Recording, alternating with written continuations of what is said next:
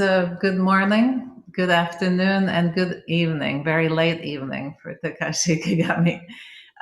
We're here to discuss artificial intelligence and decolonizing, and we have a wonderful group of people. I am coming to you from the desert in California, and everything is burning around us, so it's a pretty rough time here. That's why I'm wearing this color today. We have Karamjit Gill, who's joining us from Cambridge, UK. María Antonia González Valerio, joining us from Mexico City. Anuradha Vikram from Los Angeles as well. Amir Baradaran from New York City, and Takashi Ikegami from Tokyo. So just the grid that we have here shows us that we can have multiple points of view, which is the whole point of this discussion, to think about how we can work together from different parts of the planet to address the issues of machine learning and artificial intelligence, artificial life, and mostly centered around how we work as artists, educators, and engineers, scientists, and how we all work together. And I would like to invite Dr. Gill to say a few words about a journal that he started decades ago, Artificial Intelligence and Society, AI and Society, from Springer Verlag, which initially people had no idea, what's this about? What's AI got to do with society? It's just computers. But now it's become kind of the central topic that, yes, actually, it has something to do with us. It's pretty much ruling our lives. So, Karamjit, if you would please say a few opening words, and then we'll just go into the discussion. The journal started basically in 1986. It was inspired by 2 or 3 scientists. One was Professor Weizenbaum at MIT, who wrote the book Computer Powers and Human Reason. And he raised a fundamental question. In the future, we will be governed by instrumentalism. That's 70s. Mm-hmm. And the idea was taken over by the trade union movement in Britain under the umbrella of human-centered systems. The idea was that you can have the objectivity, but you also have the humanity. So how do you interrelate the objectivity with the tacit dimensions, both at work and skill, knowledge, and society? So that led to the debate of humanization of science and technology. Then, of course, we had in Britain,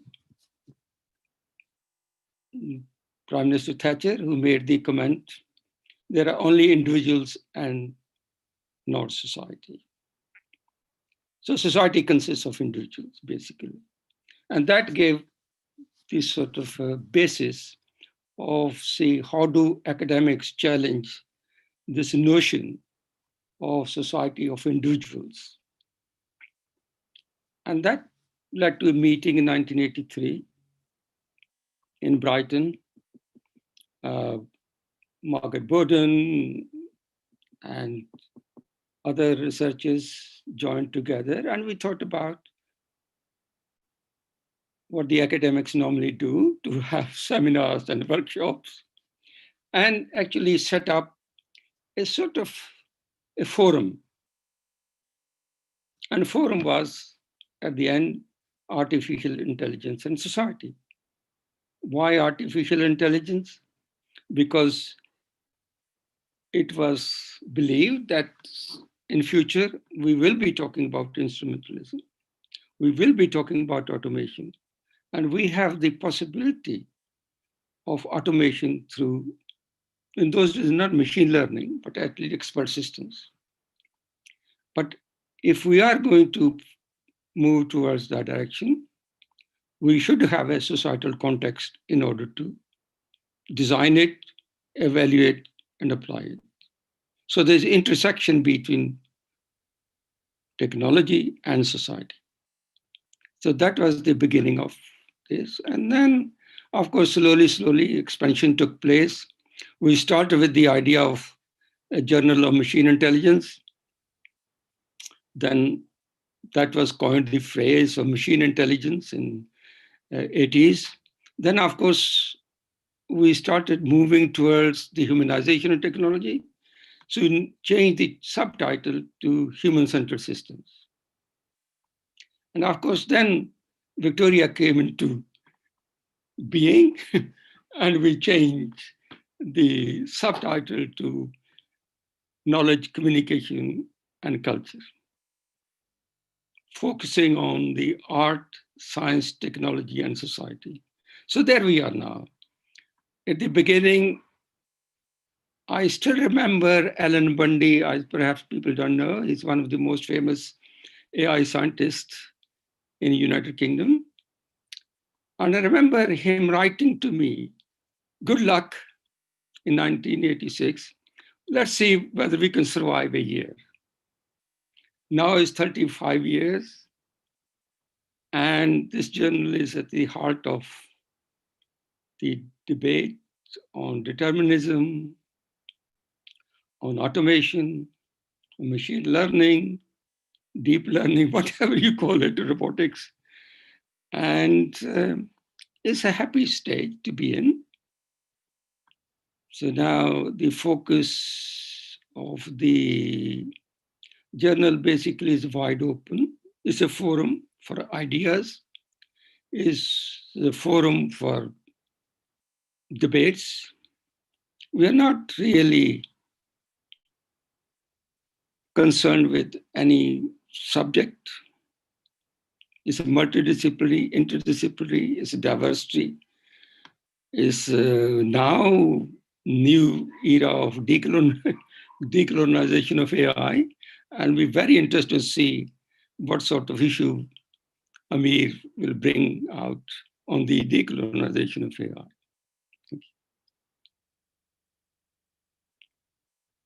Let's find out from Amir. Amir invited me last year to a wonderful group of people he gathered that was funded by the Knight Foundation, I believe, to look at decolonizing AI as an issue. And this was in New York at the New Museum. And I remember the discussions just starting to take off when the 3 days were finished.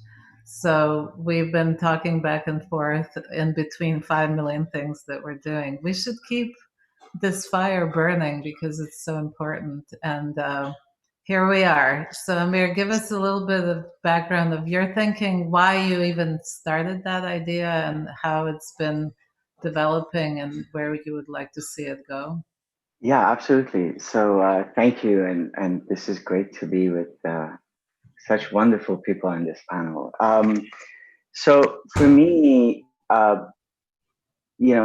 I was trying to make sense of AI altogether, I very soon realized how interconnected AI, the understanding of intelligence, is in relation to creativity, right? So how do we define AI? Like those kind of discourses that Karamjit, Dr. Gill was talking about, come from a particular kind of discursive practices of a certain time. And based on that, we're kind of, it's the trickles of that kind of ideologies that are being produced now and pursued. And so I look at it basically in this way. For me, what's the nature of intelligence that is at stake? And if you look at it, if it's about creativity, the way it is to be understood. And these are the kind of conversations that I'm more interested in. It becomes not so much about narrow AI, though that's very important as well, but it's more about the artificial general intelligence, because that's where, it's like that end point, it's that horizon that's going to be kind of where all of our efforts are going to be convoluted towards certain things. We're going to be like coalescing towards it. And it's that horizon that's defining the kind of practices that are taking place, defining the kind of venture capitals that are being poured out to support certain practices as opposed to others. So in that sense, for me, AGI becomes very important. And in that sense, how can we deconstruct AGI and utilize it in a way to say the same kind of theoretical or discursive questions that are at stake when we talk about AGI, those are usually the same kind of theoretical questions that are at the heart of how we define art altogether, as art itself, as an ecosystem, as an overall practice with agents within it, and processes of production and processes of consumption have shown us. We had to, throughout centuries, especially in the last century, we had to redefine art in relation to agency, in relation to what's creativity, in relation to critical thinking, self-awareness or not. And for me, these are the amazing conversations that we can bring as artists into the questioning of AGI altogether. But one thing that I would like to add is that as we do so, it's really important to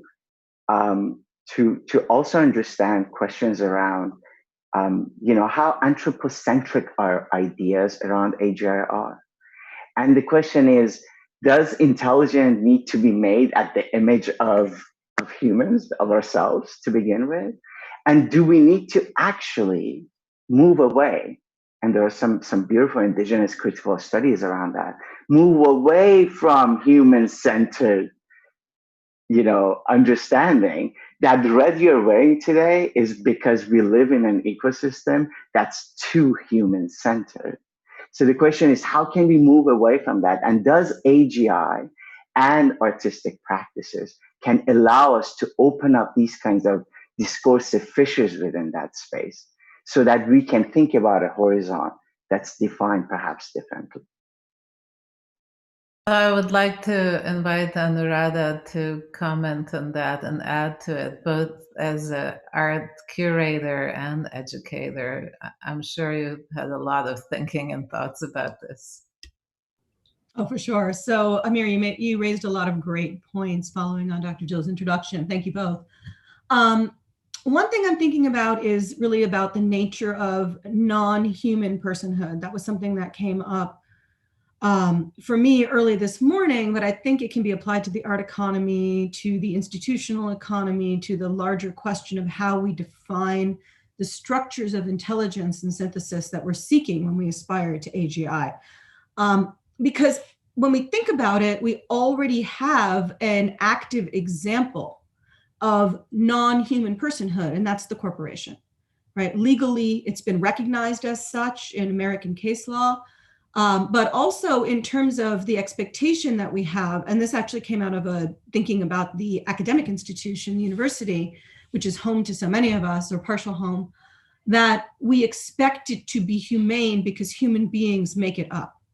And I think we have that same fallacious assumption when it comes to AGI, that if humans put the data in and humans we assume are humane, then the behavior of the AGI will be humane. But of course, the reason that we fear the AGI is because we know perfectly well that we don't behave that way and that the data we're putting in is quite different, right? And we see that, of course, whenever we see computers invent, what they invent terrifies us in that way, especially when they put it in human natural language. So I like this idea very much. I mean, I'm also, thinking about and teaching Haraway quite a bit at the moment. And this idea of moving away from a human-centered notion of the Anthropocene or the Capitalocene into a more ecosystem, organic ecosystem basis, which of course, Victoria, your work touches on so beautifully in so many ways. And I think that is a big part of what we need to be looking at is we do have human-centered ecosystems. And again, they tend to follow these corporatist structures. And I think it's not even capitalism necessarily, because if you look at communist states, that bureaucratization that colonial origin bureaucratization that's essentially invented by the British East India Company exists, right? It's not directly tied to the system of capitalist democracy. So we need to think bigger than that. And that's where artists can really help, because artists have that vision that shows us better possibilities that we can aspire to. I've been fortunate that I've spent a lot of my life in the company of AGI researchers who are artists, who are artistic minded. And because of that, I think have been able to understand this differently than if I had been exposed to it either through academia first or through business first. Because there has been, right? I mean, I've seen what happens when great thinkers get resources and try to build a truly thinking machine, but ultimately the venture capitalists only want to pay for financial prediction software, right? Then that really narrows the possible parameters. And so where art comes in is actually, I mean, sort of we joke about it, because sometimes where art comes in is in taking relatively unsuccessful technological advances and presenting them to the public as scientific achievements, right? But on the other hand, where art can be beneficial, especially if we can resource the kind of funding that is needed to build systems on this level, which is where I always come back to, we're currently trapped in a paradigm of corporatism because of the budgets that are required and the way that money is allocated. So if we can come up with other ways, and this is where, for example, cryptocurrency becomes interesting, can we find ecologies, economies, support systems that allow us to build these networks without the constant pressures that essentially financial capital does put on all of our imagining. And that happens in the art world, right? So when we talk about the art ecosystem, I believe the art ecosystem is a starving, desperate ecosystem that isn't actually keeping its community of organisms alive. And would love to see us think about how we could activate more of a collective, radical swarm intelligence in the art community and direct people away from commodity luxury goods and prestige and privilege economies toward actually creating something better. And if you think of the value systems in the art world, you realize that most of it is meant for the 1%. So it just kind of perpetuates this machine. I would like to ask María Antonia to comment. I always like her in these kind of discussions because she comes from philosophical point of view and pretty radical, which is what I like about her thinking. So in relation to art, AI, and education, we've been having some pretty interesting discussions about how artists as educators enter into academia and then try to negotiate between what Amir knows very well, engineering and different sciences and the academic structures that are so disciplinary oriented. And then on top of it, you have the administration that's disconnected from the whole educational realm. What are your thoughts on that, María Antonia? Thank you very much for the invitation, Victoria. I'm very happy to be here in this panel. Well, many ideas come to my mind with what has been argued already. The first thing that I want to say is that discussing AI is an opportunity to discuss the place of technology in our contemporary world. And I think that during the pandemic, the role that technology is having in our contemporary lives, in our everyday lives, is something that must be reflected. I don't know if in a radical way, because you call me radical and I don't know what to do with that, but we must reflect about that. And I want to say a couple of things about what was being just discuss regarding subjectivities and humanities and the Anthropocene and Capitalocene. But before that, what I was thinking when you invited me to this panel was this idea of intelligence and space, and how is technology coping with that. And it came to my mind, and using this category, mind, with this question about AI, it came to my mind, what is the relationship between this kind of panels and all the Festival of Arts Electronica and the space? And what is the idea of experience that is being built? Like, we think with these kind of technologies, and I don't mean robots, but what we are doing in this very moment, that intelligence is something that is connected to the ears and the eyes, to our capacity of understanding the discourse of the other, that is there because of the internet, because of the connection. But what is neglected in this kind of experience is the space. And I don't know how to cope with that. I don't know how to think about experiences that with this technology are happening in a neglected space and with a neglected body. You and I met in Linz, in Ars Electronica for the first time 5 years ago, Victoria. And I remember the moment perfectly. Wow. And it's not that I'm getting nostalgic, but I want to make a point about experiences, memories, and spaces. What was important for me during Ars Electronica, the first time that I have been there, because it's in Austria and it's in September, and going from there to there from Mexico is quite expensive. And also we are in the middle of the semester in the academic year, in the normal era. So the first and only time that I have been in Linz in Austria for Ars Electronica was, I think, 5 years ago. And I remember some stuff about the festival and the exhibitions and the discussions and so on. But what was really important was the moments, the people that I met. I met you during breakfast in a hotel where I was there with a couple of very good friends of mine. And we had a tremendous time there. I remember what we ate, what we said, what was the taste of the coffee. I remember the sky and the river and the walks and the conversations. So the experience, the human experience, is something that is embodied. It's not just only my brain or my intelligence that is able to produce a discourse that is philosophical or not or whatever, or to communicate with you because we can, to a certain extent, share the same language, but it's something that needs more than this. Yes. So then there is a big question about why don't we stop? Why do we continue doing this that we are doing? Because we have the technology to pretend that nothing is happening, or as you said before, that we can escape reality, or is that we have the fear of missing out everything or something, that we intend to be there constantly present in an online activities. I mean, Ars Electronica this year is huge. It's 120 venues or all over the world.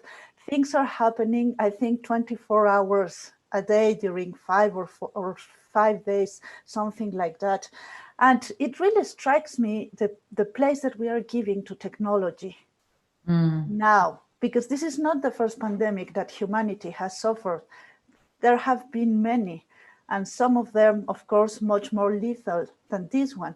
But this is the first time that we pretend to continue, and I would ask, continue what? Because of technology. We can continue with labor. We can continue with education, whatever that means. We can continue socializing. We can continue producing whatever we produce. And this idea of continuity and technology maybe has a lot to do with the idea that we have about intelligence and brain and mind, and how the materialistic turn that contemporary thinking has had for the past 2 centuries has made that the idea of a spirit as a big concept that is not religious, but that involves something that goes far beyond the brain has been relegated in order to understand us as, I don't know, as machines, but if I say machine, then the metaphor is too easy. So thinking about that, then I will link to what you were saying about the non-human and the human and technology and so, because it made me think about what is this idea of subjectivity and humanity, because there are no synonyms. Are there non-human subjectivities? And we have to say that for tradition, there were non-human subjectivities. Like, in a way, the divinity is a subjectivity that is non-human, kind of human sometimes. And of course, the animality is a non-human subjectivity. So when we think about subjectivities and how the subject has been a concept that has organized the world in a theoretical way, and not only in a theoretical way, it is important to strike what are the categories that are linking it to the idea of subjectivity. For example, rationality, intentionality, finality, and of course, morals. Human is not equivalent to good. So when we ask if we have human center, or if the institutions are non-human, or if the human behavior is this and that, I would ask the question of what is human and how are we understanding humanity? Because also human is no longer a universal category. How can we talk on behalf of the others, of the other humans? Like, to go from biology and understand humans in terms of a species and in a very, I don't know, biological way, to understand humans in a cultural way. And I don't know, this very idea about humanity is quite complex. And then when we think about humans, there has to be something other. And how do we understand that otherness, as the divinity, as the animality, nature, or simply matter? And then we have to think about the relationship that we build with the other or the otherness. And what role does the other play in the construction of the human world? And there maybe technology is kind of a bridge between whatever we decide in every epoch, that is the otherness, technology technique, and what we have decided that humanity is. And then there, the subjectivity or the idea of the subject acts also as an axis or as an organizing principle or something like that. And there, of course, the question about art and what is art and what is the relationship between art and subjectivity and the author and the ego, and what is the idea of creation, production, how is the I don't know, the question about individuality in terms of art. Because also another thing is that I wanted to say is that human is not the same as individual or group or tradition, or I don't know, we have to go beyond this idea of the human as one. Yes. But also yes. not as a universal, something like that. Yes. Thank you. And that's such a perfect place for Takashi to join, to make a comment, because of your research, Takashi. You're a physicist, but also very much philosophically thinking about these issues. And one of the works that I loved with you is how you were teaching me about artificial intelligence actually is just a tiny, that the artificial intelligence is just a tiny bit of artificial life, that it's a byproduct, and that everybody left artificial life because it actually does mimic the complexity. And then thinking also of the internet as this large kind of self-organized intelligence. So this is a perfect point for you to comment, also because of Japan having such an intense relationship between the human and the machine, as you know. Yeah, well, thank you very much, Victoria, for a kind introduction, and thank you so much for inviting me to this panel. Thank you for staying up late. I know it's not so late. It's still 12:30 or something. Okay, you're NightBird. Oh, maybe, by the way, I think I'm a little bit different standing point. Yes, that's what we like. That's what we like, yes. Because I'm very practical kind of person. So I'm so much impressed with a current advance of AI, right? Like a GPT-3, for example, GPT-3 provided us such a way beyond human intelligence sometimes, right? And then, I'm working with this humanoid Ortho 3. This android is mimicking human behavior and then gradually becoming, I think, it's personalizing himself. So it's becoming a human. So individuality is emerging in android. And that's it's a very bit part of what AI and artificial life provides us, right? So people like, I think Amir says we have to away from a human center, but what we have to away from is a conventional human way of thinking. I think what we have to change is the way we understand things, right? What AI and artificial life brought us is how we have to change the way we understand the world, right? So there's nothing similar to what we understand the way we see here. For example, when you look into the millions of papers already published in the last few decades, we can find the new materials, we can find the new theories, we can find the new technologies, right, which already found in the papers. Also, using a deep learning, that we can understand that instead of using Newtonian equations, deep learning can tell you whether the three body problem can be easily solved with 1,000 times faster than the conventional Newtonian equations. So that's a real part of the what we found in the last 10 years, right? Even only in 10 years, we have to reset, and we have to change the way that we understand the world, right? It's not something that we know 10 years ago. It's a new era. We have to leave from our conventional utopia to go something else, right? So don't think about going back to the original utopia. We have to reinvent. We have to invent a new utopia. That's what we have to do. So I think that's why I'm not fully follow what people say, because I think I'm already changing the way that I understand the world, right? For example, I think like a Darwinian evolutionary theory is one of the I think a great theory how to explain evolution is, right?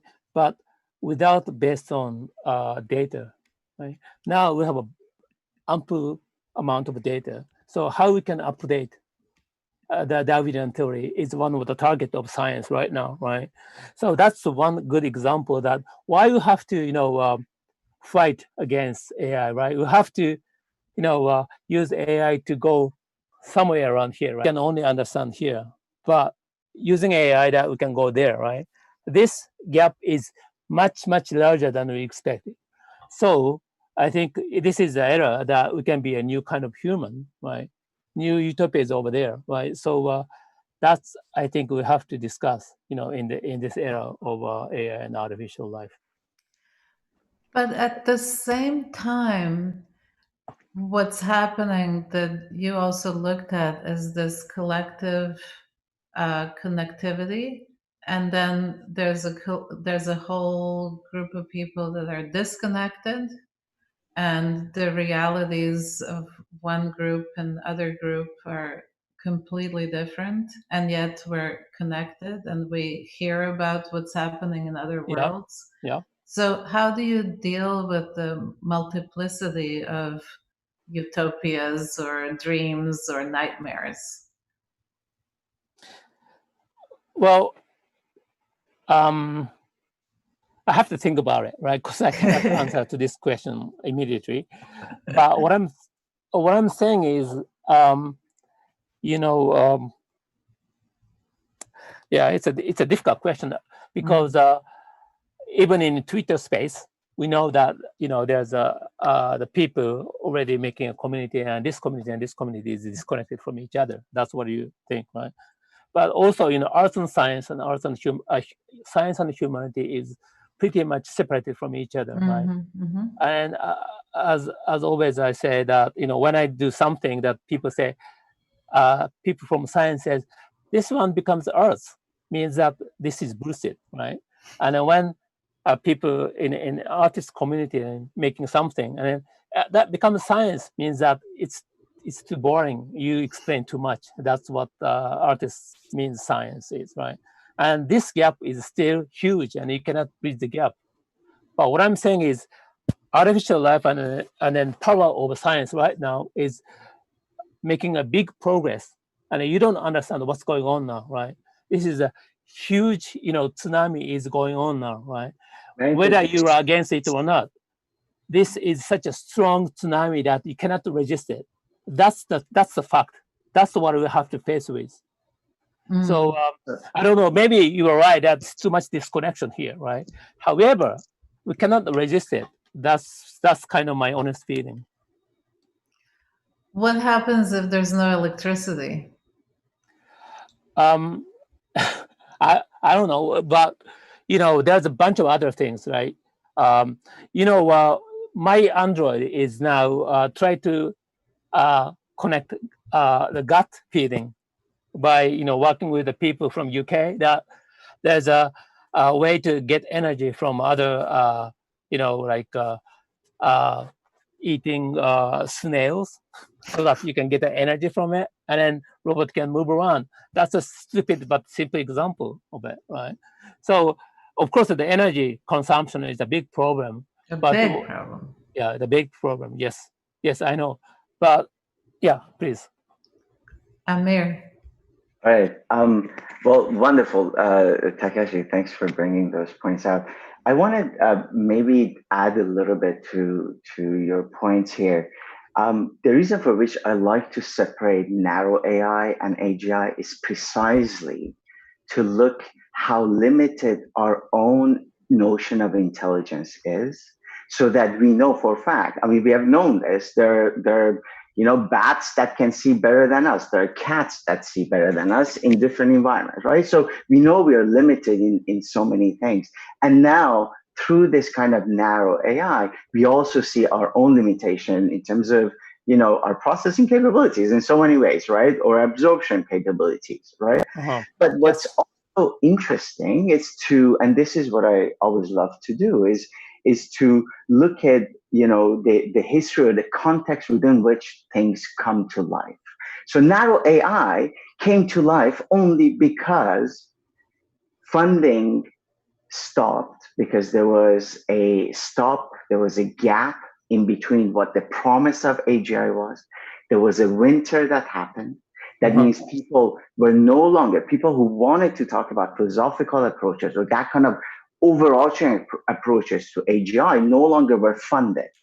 They had to, because of funding, because of modes of, capitalist ways in which our education system is pursuing itself, or research is done within corporations, it had to create an environment where that narrow thing you're talking about was created. So I would like to bring attention to that economic environment within which that happened. And once you do that, then you can take it to the next level. Then you say, okay, so we know for a fact humans are not the masters of intelligence in the world. Let's define intelligence. Then we are like, okay, well, if it's in relation to creativity, how do we define creativity? In relation to critical thinking, how do we define that? In relation to agency or subjectivity that María was talking about, how do we define that? And for me, these moments, these kind of conversations cannot be had in narrow AI, right? But those are the kind of conversations that will shape narrow AI and overall trajectory of where we are going. And the second part that I want to say is that for me, I like the summit we have created, the global environment we have created, and now with Karamjit and Victoria, we're doing the special edition on decolonizing AI within the art system. Because for me, decolonizing means thinking, which requires unthinking, dethinking, rethinking, right? All of those processes, but also means acting. Here, for me, why I say these things matter, because to take Maria's point, I don't think we have the luxury of saying that we can influence the overall course of capitalist endeavor in its search for that progress or civilization, that pursuit of civilization, to the point that we can halter it. So for me, one point is, and that's where I bring colonization, is that I look at the history of colonization. And it's a very simplistic way, but it's a very kind of poignant way of looking at it.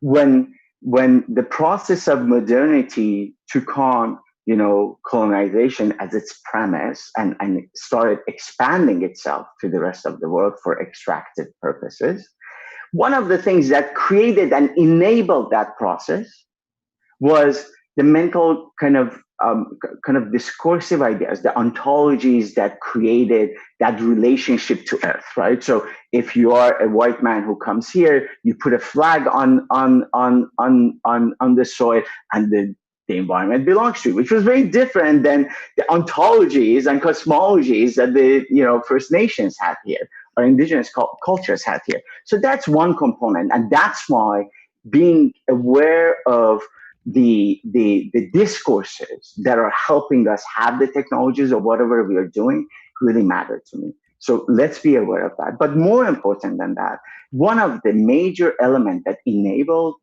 colonialism was the so-called advancement of technology, and was this disparity in terms of access to technology. Right? So the idea, whether it was basically its navigation tools, whether it was the power, whether it was the wind, whether it was all of those things, and gunpowder, right, made it very clear at the moment of the clash. And that's what I like to think about when I say rethinking and dethinking. It's about doing so in relation to systems of powers, right? It happened that two powers, two ideologies, two ways of doing were coming together. One was equipped with things that were lethal, more lethal than us. And for me, recognizing disparities within technologies becomes important, because as you mentioned, Victoria, you were trying to tease that out in Takashi, is that we know for a fact that we do not benefit from in the same way. That so-called human is not defined the same way, does not benefit from systems the same way. It itself is imbued with colonialism, imperialism, capitalism, and so many things that are defining that whiteness, that notion of me and the other, right? That environment that's mobilized, through which all these ideas are being mobilized. And because of that, we know that we are not going to have the same, we are going to be the spectators of what's happening at the high level with these billions of dollars and the oligarchical system within which we live. And let's not talk about the particular ecosystem of AI, which has shaped even capitalism on its head too, right? Like it's a different kind of form. But point I'm trying to make is that if Amir, we take... Amir, I think you have to stop soon because we're running out of time. So let me just say, I will pass it on to Anu, but then everybody just please give a 1 minute kind of closing comment on what you would like to further develop, because this will become a special issue, maybe a book, and we have full support from Karamjit Gill, who will give us the last word. How's that? So Anu, you had your hand up for quite a while. Yeah. Well, I wanted to put some terms on what Amir is saying and also tie it back to what María Antonia was saying. So a few things that I heard. I really want to go back to this idea of non-human subjectivities. I would argue, and this is actually how I'm personally redefining the term posthumanism, which is something I think I've mentioned to you all, but I don't think that posthumanism is really about the augmentation of the body with tools or technology. I think that's really what transhumanism is about, is augmenting and ultimately perhaps surpassing the human body. But what I believe in is a post-colonial understanding of the human that I would call in a shorthand posthumanism. And what that is that we have non-human subjectivities. As Frank Wilderson, the Afro-pessimist, says, being Black is a non-human subjectivity. I would argue from a feminist perspective, being a woman is a non-human subjectivity, because the definition of the human in Enlightenment terms, which are still the terms that we apply, does not include those categories. It doesn't include Indigenous people. It simply does not recognize non-capitalistic relationships to property, to intellectual property, to socialization, what have you. So I think it is so important to always come back to even what we think human is extremely narrow. And we need a generalized view of what human is to be able to do this. So I was thinking about the project, Victoria, that we did with Jennifer Moon and her gut fairy. So Jennifer Moon is an artist in LA who works with identity issues around her Korean American identity. She works with queer identity issues around her embodied experience.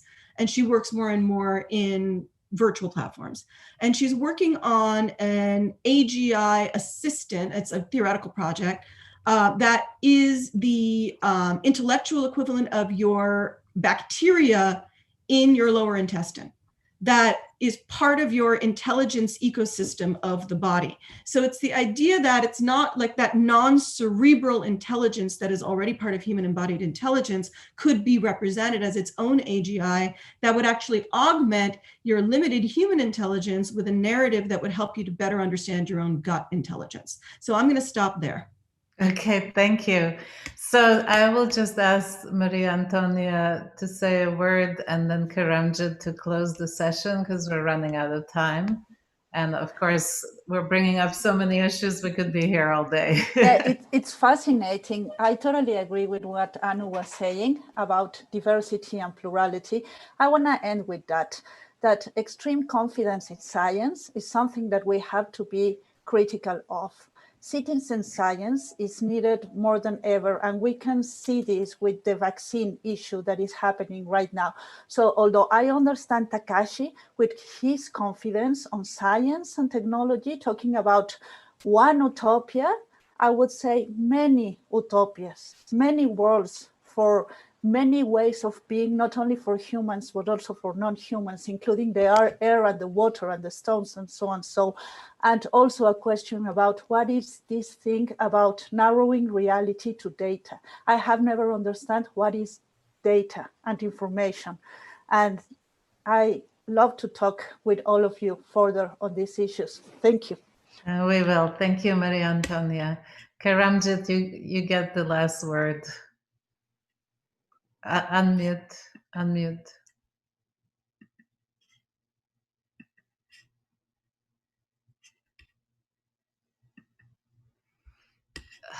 It's muted. Sorry. Is it okay now? Yes. Perfect. Okay.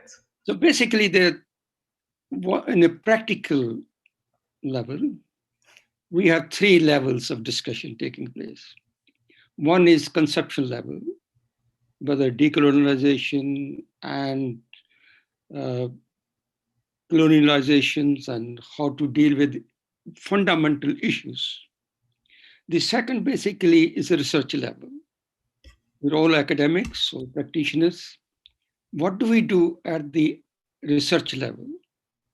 How do we reorient our doctoral, postdoctoral, other students to think about the ethical, social responsibility of what they do and how they do it, when they do it, and why they do it? And third is, how do we actually engage the other, excluded? That is where the artists are par excellence. They have the audience, they engage the audience, they experience with audience. It's not just dialogue, it's co-action, co-dialogue. How do we bring these experiences into the AI field, into the other field?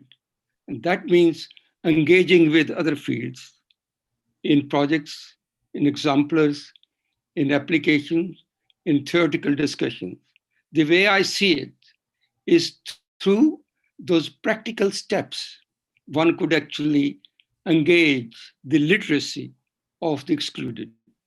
Until the excluded become literate, we can talk about humanness, humanity forever. That's right. Thanks. Thank you so much. Everybody give me your hand. María. Bye, everybody. Let's be human. Many utopias.